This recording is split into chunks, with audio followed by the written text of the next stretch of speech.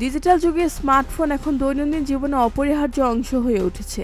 কাজ, বিনোদন ও যোগাযোগের জন্য দিনের বড় একটা সময় মানুষ কাটাচ্ছে স্ক্রিনে চোখ রেখে। তবে এই অতিরিক্ত স্ক্রিন টাইমের কারণে বাড়ছে নানা ধরনের স্বাস্থ্য ঝুঁকি।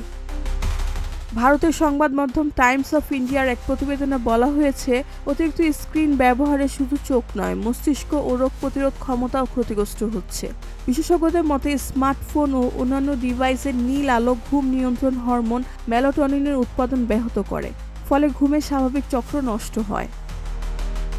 গবেষণায় দেখা গেছে, দীর্ঘ সময় স্ক্রিন ব্যবহারে মস্তিষ্কের স্মৃতি সংরক্ষণ ক্ষমতা দুর্বল হতে পারে এবং মানসিক চাপ, উদ্বেগ ও বিষণ্ণতা বাড়ে।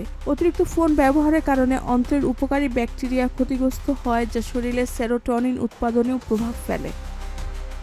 বিশেষজ্ঞরা এই অবস্থাকে ডিজিটাল ওবেসিটি বলে উল্লেখ করেছেন। তাদের মতে অতিরিক্ত তথ্যের চাপ মস্তিষ্কে দীর্ঘমেয়াদী প্রদাহ তৈরি করে, যা দ্রুত বার্ধক্যের ঝুঁকি বাড়ায় এবং আলঝেইমার্সের মতো রোগের সম্ভাবনাও তৈরি করতে পারে।